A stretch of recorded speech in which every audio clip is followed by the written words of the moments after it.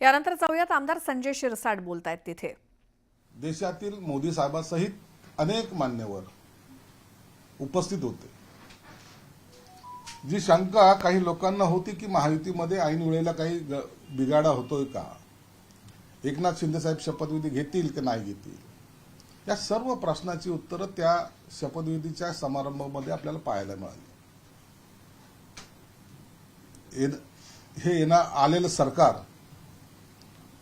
5 वर्ष किती मजबूतीने चालेल याची ग्वाही या सर्व मुख्यमंत्र्यांसहित सर्वांनी दिलेली आहे। म्हणून कालचा हा आनंद सोहळा ज्या लोकांनी पाहिला नाही, ज्याला आमंत्रित केल्यानंतरही आले नाही, ते दुर्दैवी लोकांस म्हणायला काही हरकत नाही। मी या सोहळ्याचा साक्षीदार म्हणून एक वेगळ्या दृष्टिकोनातून पाहतोय। कालच शपथ झाल्याबरोबर देवेंद्र फडणवीस साहेबांनी ज्या शिंदे साहेबांनी घोषणा केल्या होत्या किंवा ज्या योजना आणल्यात त्याची अंमलबजावणी चालू राहील असं स्पष्टपणे सांगितलंय। म्हणून मुख्यमंत्री लाडक्या बहीण योजनेतून अंतर्गत जे काही 1500 रुपये दिले जायचे आता ते 2100 रुपये होणार आहेत, ही सर्वात आनंदाची बातमी कालच्या झालेल्या त्यांच्या प्रेसमध्ये त्यांनी सांगितली आहे। म्हणून कोणी कितीही टीका केली तरी या तिन्ही पक्षाचं असलेलं सरकार अत्यंत मजबूतीने आणि अत्यंत गतीने चालेल याबद्दल शंका नाही। तुम्ही सरकार स्थापन केलं याबद्दल भरभरून सांगताय, पण संजय राऊत असं म्हणतायत की 15 दिवस लागले सरकार स्थापन करायला आणि आता कोणतं खातं कोणी घ्यायचंय यावर त्यांचं रशिया युक्रेन प्रमाणे युद्ध सुरू आहे। विरोधक कोण काय बोलतोय याच्याकडे आम्ही लक्ष देत नाही। आम्हाला काय दिवस लागले, कोणतं खातं कुणाकडे जाणार आहेत याची चिंता त्यांना काय लागते। मला वाटतं सर्व आमचं आलबेल असताना यांच्यासारखे हे जे काही डोमकावळे आहेत त्यांना असं विरोधात बोलून नेमकं काय मिळतं मला माहित नाही, परंतु यांनी असंच विरोधात बोलत राहावं। आम्ही आमचं काम करू। खाते वाटप असेल, शपथविधी असेल, देवेंद्र फडणवीस साहेबांनी स्वतः सांगितलं की 11 ते 12च्या दरम्यान हा शपथविधी होणार आहे आणि त्याच्यानंतर सगळे खाते वाटप सुद्धा होतील। म्हणून आता चिंता आम्हाला त्याची राहिलेली नाही। आता विरोधकांनी काय करायची याची खरी चिंता आम्हाला सतवते। पण ते असे म्हणाले की भविष्यात काही लोकांना कागद दाखवण्यासाठी पुढचा देखील अधट विस्तार केला जाईल। आम्ही काय करू याची चिंता तुम्ही करूच नका। सरकार मजबूतीने चालेल एवढं मात्र निश्चित। संजय राऊत असंही म्हणाले की शपथविधी होणारच होता, एकनाथ शिंदे आले असते तरी आणि नसते तरी तशा पद्धतीचं नियोजन झालं होतं, पत्रिकेतही नाव नव्हतं, त्यामुळे चित्र असंच होतं। म्हणजे भाजपचं सरळ म्हणणं आहे की शिंदे साहेबांना सोडून भाजपाने शपथविधीची तयारी केली संजय राऊतांचं म्हणणं। संजय राऊतच्या म्हणण्याला काही कवडीची किंमत नाही किंवा अर्थही नाही। त्यांना असं वाटणं साहजिक आहे। त्यांना या माहितीमध्ये मिठाचा खडा टाकायचा त्यांचा प्रयत्न होता, परंतु नेमकी स्ट्रॅटेजी काय करायची, कधी शपथ घ्यायची हे सगळं ठरलेलं होतं। आम्ही सर्व त्या गोष्टीचे साक्षीदार आहोत। म्हणून आम्ही शिंदे साहेबांचे सुद्धा मनापासून आभार मानतो की त्यांनी आमदारांनी जी काही त्यांना गळ घातली होती, त्यांना जी काही विनंती केली होती त्या विनंतीला सुद्धा त्यांनी मान दिला। स्वतः देवेंद्र फडणवीस साहेब 2 वेळेला शिंदे साहेबाला वर्षाला येऊन भेटले, त्यांचाही त्यांच्या शब्दाचा सन्मान राखला। म्हणून आमच्यामध्ये वाद असण्याचं काही कारण नाही। आम्हाला सोडून किंवा धरून हा शपथविधी होणार नव्हता। हे एकत्रित निर्णय घेऊनच हा शपथविधी पार पाडणार होता, एवढं मात्र निश्चित आहे। कोळंबकर हे 1 वाजता हंगामी अध्यक्ष म्हणून शपथ घेत आहेत आणि आता त्यासोबतच नवीन अध्यक्ष कोण असेल यावरही चर्चा सुरू आहे। कोळंबकर ह्या सभागृहातले सर्वात ज्येष्ठ सदस्य असल्यामुळं त्यांना हंगामी विधानसभेच्या अध्यक्षपदाची शपथ ही आज 1 वाजता दिली जाईल। त्यांच्या अध्यक्षतेखाली सर्व नवनिर्वाचित विधानसभा सदस्य हे शपथ घेतील। 2 दिवस हे शपथविधीचा कार्यक्रम झाल्यानंतर 3ऱ्या दिवशी अध्यक्षाची निवडही होईल आणि अध्यक्षाच्या निवडीनंतर एक विश्वासदर्शक ठराव सुद्धा त्या ठिकाणी मांडला जाण्याची शक्यता आहे. सुप्रिया सुळे यांनी तुम्हाला शुभेच्छा देत ते असं म्हणाले की पुढची 5 वर्ष चांगली सेवा करावी, नाहीतर महाराष्ट्राचा हक्क दुसऱ्या कुठल्या राज्याला त्यांनी देऊ नये. सुप्रिया सुळे फार दिवसानंतर बोलल्या, त्याबद्दल त्यांचा मी आभार मानतो. एक चांगला त्यांनी सल्ला आम्हाला दिलेला आहे. निश्चित त्यांच्या सल्ल्याचा आम्ही आदर राखू. सरकार चांगलं चालू.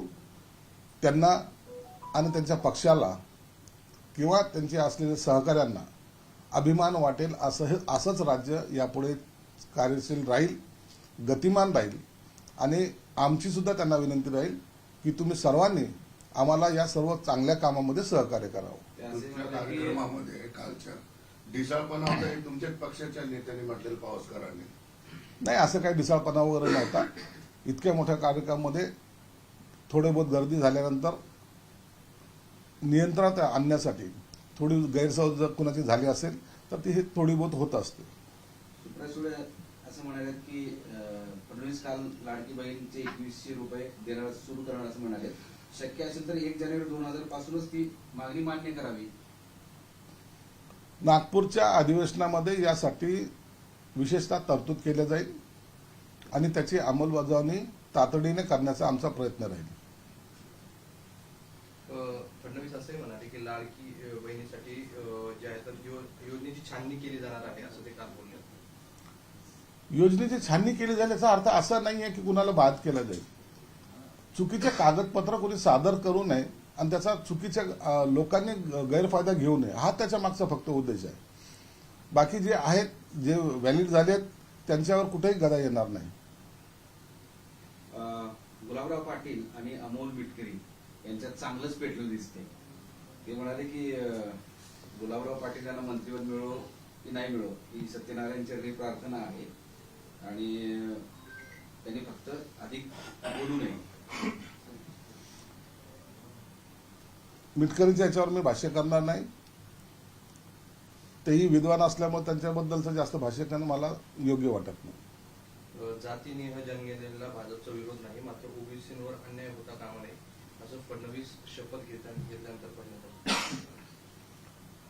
या सरकारची भूमिका सर्व जाती धर्माला बरोबर घेऊन जाण्याची आहे. मराठा समाज असो, ओबीसी समाज असो, दलित समाज असो, आदिवासी समाज असो, सर्व समाजांना बरोबर घेऊन जाण्याची त्यांची मानसिकता आहे. कोणत्याही समाजाला न्याय देताना दुसऱ्या समाजावर अन्याय होऊ नये ही एकनाथ शिंदे साहेबांनी पुरेच भूमिका घेतली होती. मराठा समाजाला आरक्षण देताना ओबीसी समाजावर अन्याय झाला नाही पाहिजे ही भूमिका प्रथम दिवसापासून त्यांनी मांडली होती आणि त्याच पद्धतीने आताही हे सरकार कोणत्याही समाजावर अन्याय होऊ देणार नाही. अधिवेशनामध्ये दिल्लीत राज्यसभेत गोंधळ तुम्ही पाहिला असेल की खासदारांच्या बेंचवर नोटांचे बंडल सापडले आणि त्यामुळे जोरदार गदारोळ सुरू आहे. नोटाचे बंडल सापडण्याचं काही कारणच नाही. आता काही कोणत्या निवडणूक नाही, कुणाची काही देवाणघेवाण नाही आणि म्हणून काही घोडेबाजार होण्याचा काही संभावना पण नाही. हे कसे आले, काय आले याची चौकशी कदाचित तिथं सभापतीने आदेश दिले असतील आणि जेव्हा चौकशी होईल त्या टायमाला ते समोर येईल. उद्या परवा 13 असे 3 दिवस सलग विशेष अधिवेशन होते. हे स्पष्ट झालंय, पण मंत्री नवे कधी मिळतील दुसरे तिघांशिवाय? 7, 8, 9ला जे विशेष अधिवेशन बोलवलंय ते अधिवेशन झाल्यानंतर 11 किंवा 12 तारखेला मंत्रिमंडळाचा विस्तार होईल असं सुतोवाच देवेंद्र फडणवीस साहेबांनी स्वतः केलेलं आहे. म्हणून आता जास्त कालावधी लागणार नाही. ही शपथविधी केव्हा, कुठे आणि कधी घेतल्या जाईल या संदर्भामध्ये लवकरच घोषणा होण्याची शक्यता आहे. मंत्रिमंडळामध्ये कोण असेल कोण नसेल याचा निर्णय सुद्धा त्या त्या पक्षाचे नेते हे घेणार आहेत. म्हणून कोण कोण या मंत्रिमंडळात असणार आहे हे आपल्याला त्या एक शपथविधीच्या 1 दिवस अगोदर कळेल.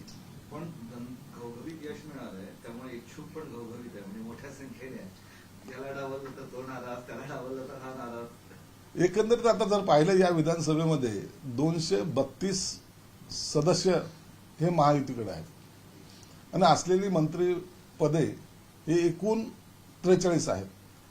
म्हणून निश्चितच आहे यात थोडी कसरत करावी लागेल अनेक जण सिनियर आमदार आहेत, अनेकांचा अनुभव आहे. या सर्वांचा ताळमेळ बसवणं हे नेत्यांचं एक वेगळं काय म्हणता येईल त्याला कौशल्य त्यांना ते दाखवावं लागणार आहे आणि त्या आधारेच या नवीन मंत्र्यांची निवड करावी लागेल. मंत्रिपद मिळावं म्हणून शिवसेना आणि एनसीपीचे दोन्ही पक्षाचे भाजप सोडून नेते, इच्छुक नेते, आमदार वेगळ्या पक्षाच्या दालनात जाऊन लॉबिंग करताना दिसत आहेत. शिवसेनेचे एनसीपीच्या घरला जात आहेत, भाजपकडे जात आहेत, मुख्यमंत्र्यांकडे जात आहेत, उपमुख्यमंत्र्यांकडे जात आहेत. तसंच एनसीपीचं तसं चालू आहे. तुम्ही हा गैरसमज करूच नका. शिवसेनेचा आमदार जर भाजपच्या नेत्यांना भेटायला गेला किंवा एनसीपीचा आमदार शिवसेनेच्या नेत्याला भेटायला गेला तर त्याची मंत्रिमंडळात वर्णी लागते असा कोणताही भाग नाही. ज्या ज्या पक्षाचा जो नेता असेल, मग देवेंद्र फडणवीस असतील, एकनाथ शिंदे साहेब असतील, अजितदादा असतील, हे त्या त्या पक्षाचा कोणता आमदाराला मंत्री बनवण्याचा हा अधिकार त्यांचा स्वतंत्र आहे. म्हणून त्यांना इतरांच्या रिकमेंडेशनची गरज नाही. ते स्वतंत्र निर्णय घेतील आणि तेच लोक मंत्रिमंडळामध्ये सामील होतील. खाते वाटप करताना गृह खातं तुमच्याकडे असणार आहे का भाजपकडे असणार? याचा आणखी निर्णय झालेला नाही. हे वरिष्ठ नेते बसून यावर निर्णय घेतील. मंत्र्यांचा फॉर्म्युला काय ठरला का? कोणत्या पक्षाला किती घेईल? नाही, या फॉर्म्युल्याबद्दलचं आता चर्चा झालेली नाही. हे वरिष्ठ नेते 1-2 दिवसामध्ये चर्चा करून याच्यावर निर्णय घेतील. मराठवाड्यात किती मंत्री भेटतील? हे सर्व निर्णय हा 2 दिवसात होईल. जरांगे पाटलांनी 5 तारखेपर्यंतचा अल्टिमेटम दिलाय. आरक्षणाचा प्रश्न जो आहे तो मार्गी काढावा असं त्यांनी सांगितलं. ठीक आहे, त्यांच्या जे त्यांनी काही सांगितलंय सरकार त्याची निश्चित दखल घेईल. योग्य ती चर्चा सुद्धा सरकार त्यांच्याबरोबर करेल असं एकंदरीत आहे. सरकार स्थापनेनंतर अधिवेशनाला असलेलं महत्व, हे अधिवेशन